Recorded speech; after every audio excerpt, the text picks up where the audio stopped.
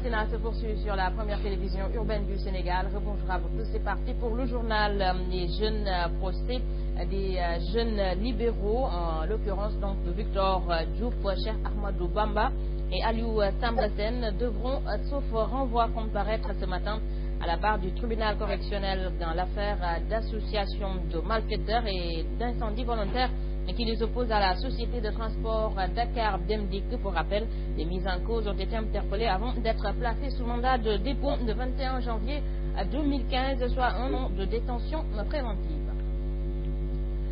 Risque de perturbation dans le système scolaire, le grand cadre de l'intersyndicale enseignante va déposer un préavis de grève. Les représentants des différentes structures syndicales se sont retrouvés hier à Rufus, qui dénonce entre autres points la mise en solde des enseignants au ministère des Finances, la non-matérialisation de la gestion démocratique et l'alignement ainsi indiciaire des enseignants et la question du redéploiement de certains enseignants est encore revenu dans les revendications. Ici les propos d'Abdou Fati, coordonnateur du grand cadre avec Charles L'avis de grève, c'est suite à notre rencontre 19 passée avec le gouvernement. Pour faire l'état des lieux, on a constaté amèrement qu'il n'y a aucune volonté allant dans le sens de matérialiser les directives du chef de l'État. Par rapport à l'urbanisme, rien n'est fait statu quo. Malheureusement, on va vers une crise. Mais c'est une mauvaise volonté, c'est de la langue de bois au niveau des finances, ce que nous n'accepterons pas. Parce que ce n'est pas des revendications, c'est une dette, ils doivent payer la dette. Nous, ce que nous voulons, c'est une école de qualité, mais vouloir contracter des élèves dans des classes de 70-75 élèves, vouloir effectivement faire l'apologie des abris provisoires, pour les populations également, qu'ils sachent que ce n'est pas une école de la réussite, mais l'école de l'échec. Grève des collectivités locales, la tutelle reconnaît des difficultés dans le fonctionnement de certaines collectivités locales, mais indique avoir pris des mesures pour les résoudre. Ainsi, l'État a décaissé plus de 400 millions de francs CFA pour aider les collectivités à Dakar, Diourbel et Kolda et à faire donc face aux charges salariales. Et les 42 départements des communes de Dakar se sont aussi partagés 1,5 million de francs CFA en plus d'une dotation exceptionnelle d'1,5 million en 2015.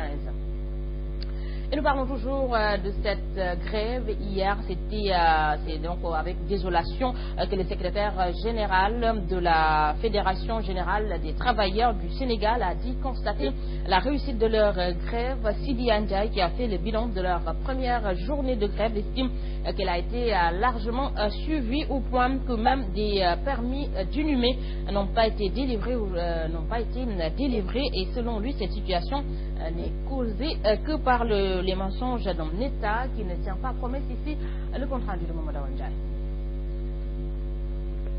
La grève des travailleurs des collectivités locales n'a encore duré que quelques heures, ce qui ne l'empêche toutefois pas d'être une parfaite réussite, selon le secrétaire général de la FGTS. Le mot d'ordre a été très largement suivi, au-delà même de nos espérances, compte tenu des délais qui nous ont été impartis pour préparer cette grève, parce que vous savez qu'aujourd'hui, nous sommes dans l'ordre de 600 collectivités locales, 500 et quelques collectivités locales sur l'ensemble du territoire national.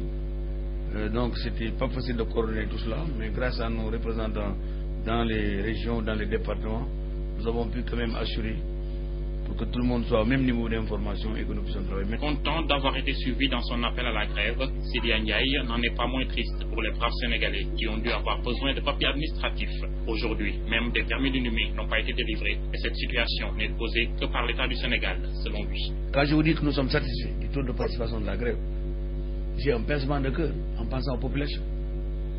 Parce que nous sommes la proximité. On nous a transféré près de 9 secteurs de compétences.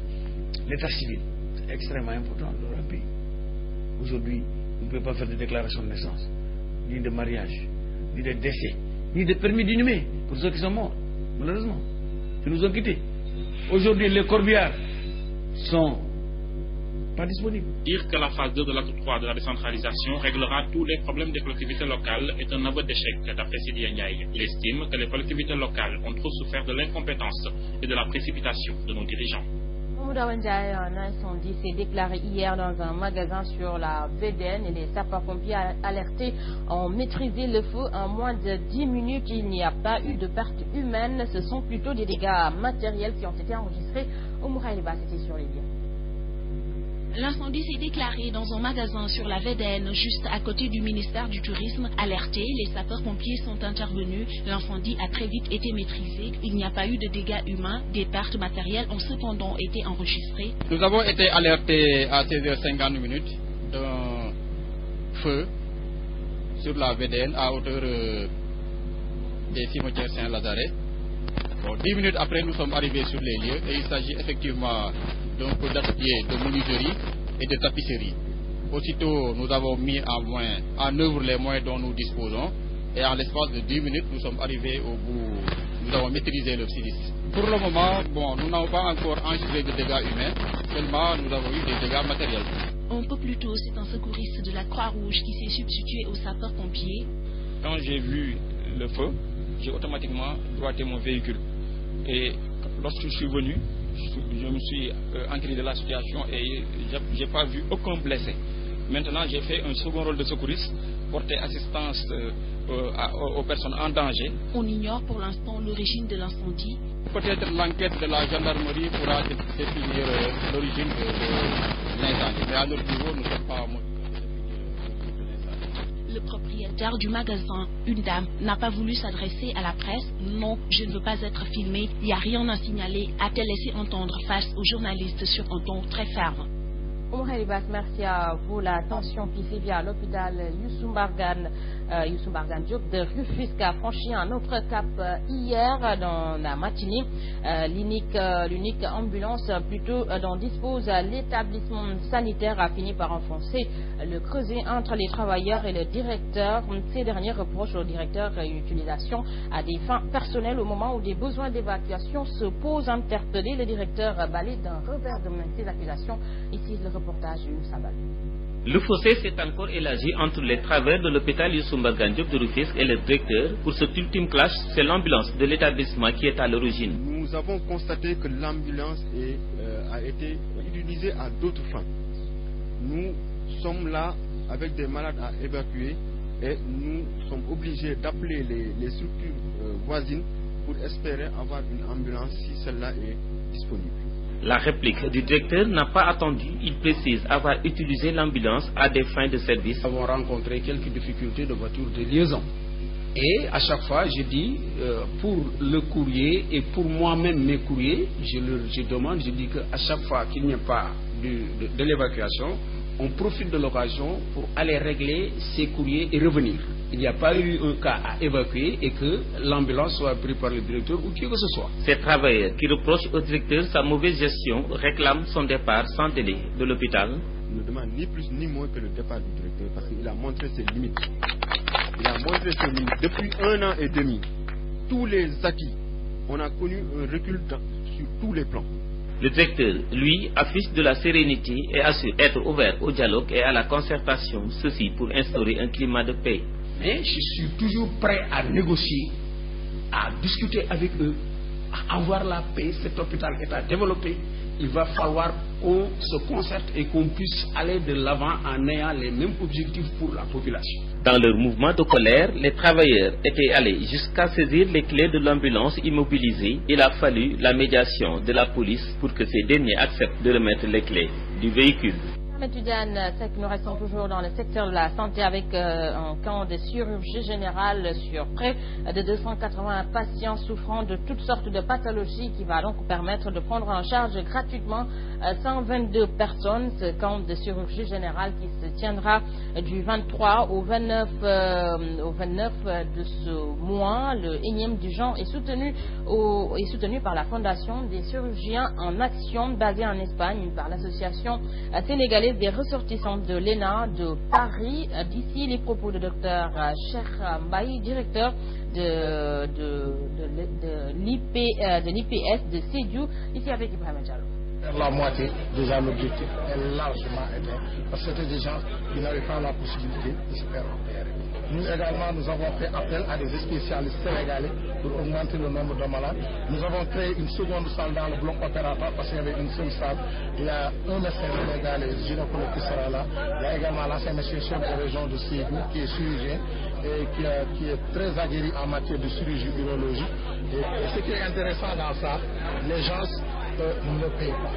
Ni la consultation, ni les analyses, ni l'acte opératoire, ni l'hospitalisation. Et nous allons, et parmi même ces gens qui présentent des pathologies d'ordre de santé publique, comme les fistules, on a un suivi à domicile, nous leur donnons le transport et nous leur donnons l'eau. Ça, je dis, c'est possible grâce aux partenaires. Le premier partenaire, c'est le ministère de la Santé et de l'Action sociale. C'est des partenaires comme l'association des anciens étudiants sénégalais de l'ENA de Paris.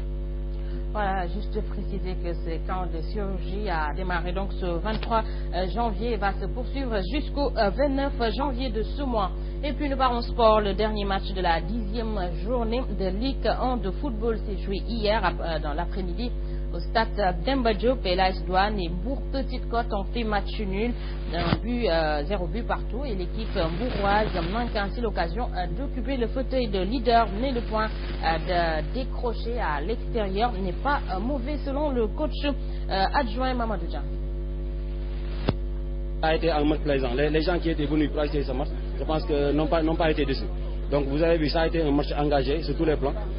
En premier période, nous avons joué pendant 30 minutes, donc on aurait pu scorer, mais par manque de maladresse, on n'a pas pu marquer le but.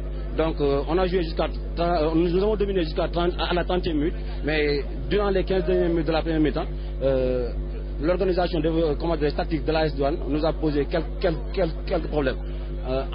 Lors de la mi-temps, nous ne devons pas parler aux joueurs, rectifier certaines choses qui nous a permis d'avoir certes un point qui nous permet de revenir à la deuxième place, je pense bien.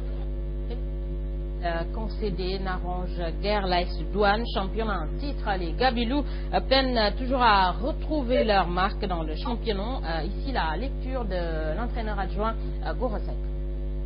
C'est 2 points perdus compte tenu des occasions qu'on a eues. Et un nombre important, en première comme en deuxième. Donc on peut considérer que c'est des points perdus. On a vu que l'équipe a eu un bon contenu dans le jeu, alors que c'est les occasions qui se créent et qui ne se maintiennent pas. Donc c'est une question de lucidité. On travaille et petit à petit, on voit que dans le contenu, on s'améliore, on s'améliore dans le jeu. Même les nouveaux qui viennent d'entrer font le jeu. Donc petit à petit, on espère que ça ira. Ça fait quelques éléments dans la semaine, vous allez vous en rendre compte. Il y a quelques éléments qui vont venir renforcer et on espère que ça ira de mieux en mieux. Et puis une option internationale avant de boucler ce journal. En France, les 5,6 millions d'agents de la fonction publique sont appelés à faire grève ce mardi pour protester contre le gel des rémunérations et obtenir des augmentations salariales. Également en grève les chauffeurs de taxi. Ils protestent des lobes contre la concurrence jugée déloyale des VTC, les véhicules de tourisme avec chauffeurs.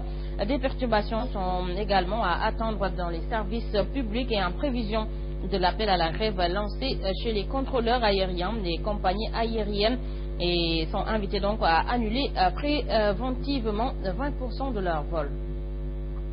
Toujours sur international, sans surprise, le Parti congolais du travail, PCT, au pouvoir, a désigné hier le président Denis Sassou Nguesso comme son candidat à la présidentielle anticipée du 20 mars. Ce choix a été fait à l'unanimité selon le comité d'investiture qui a tenu son conclave pendant 12 jours. Voilà, messieurs, dames, c'est ici que se referme ce journal. À vous tous, merci d'avoir suivi. L'enfant continue sur la première télévision urbaine du Sénégal. 7h30, Mambénie, Ahmed Aïdara vous retrouve. C'est pour la revue des titres en Wolof. 7h45, c'est le journal. Et tout de suite, c'est une coach s'installe dans Fenjin. Quant à moi, je vous retrouve à 13h, c'est pour le flash d'information. Bon, on revient maintenant à la très bonne journée.